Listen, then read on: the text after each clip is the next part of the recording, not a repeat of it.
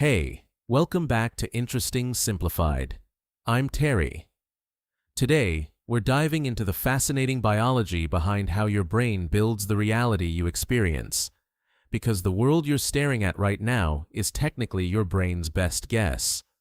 So, stick around and let's simplify it. Here's a fact that should bother you more than it does. Your brain has never touched the outside world. Not once. It sits locked inside your skull, in total darkness and total silence. It has never seen a sunset or heard music. All it ever gets are electrical signals zipping in from your senses. So every color, every sound, the taste of your coffee, none of it is delivered raw. Your brain takes those signals, builds a model of the world, and lets you live inside that model. You don't see reality. You see your brain's impression of it, and that involves a lot more guessing than it feels like. Take your eyes. You'd think vision works like a perfect high-def camera. It does not. You have a blind spot in each eye, an actual hole where the optic nerve plugs in. You never notice, because your brain just paints over the gap. And only a tiny patch in the dead center of your vision is sharp. Everything off to the sides is blurry.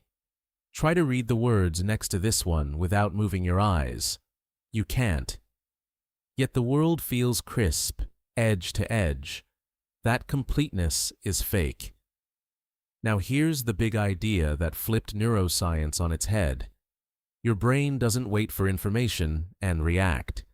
It's constantly predicting what it's about to sense before the signal arrives, then checking its guess against what comes in. It's a prediction machine. Your senses mostly just show up to correct the guess when it's wrong. That's why you can read a sentence with a letter missing, or pick a familiar song out of a noisy room.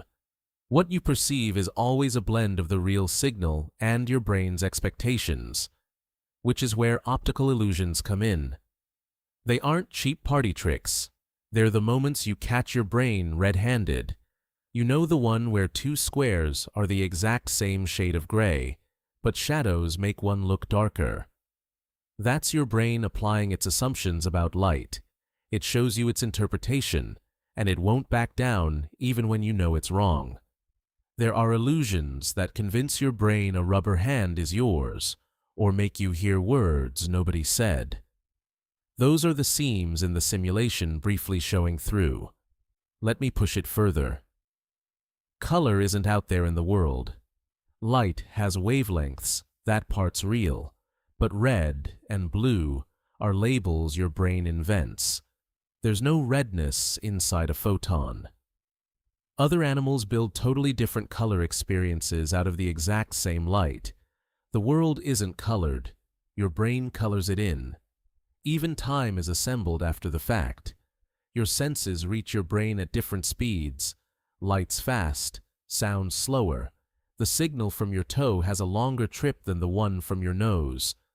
Your brain quietly waits, gathers it all, and stitches it into one smooth present.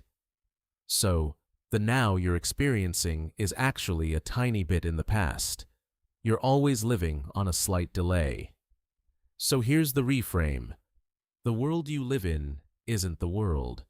It's your brain's model of it, basically a controlled hallucination that happens to line up with reality most of the time. And that's not a bug, it's the point.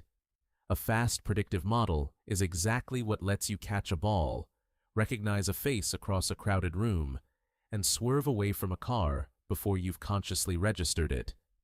Waiting for perfect raw data would get you killed. But it also means every one of us lives inside a slightly different construction, shaped by our own biology and everything we've experienced. We're not passively watching the world. Each of us is quietly building one from scratch, in the dark. So next time everything feels solid and undeniably real, remember, you're looking at a masterpiece your brain painted inside a pitch-black skull, using nothing but sparks. If that rewired something in your head, hit like and subscribe for more trips into the machinery of the mind. I'll see you in the next one.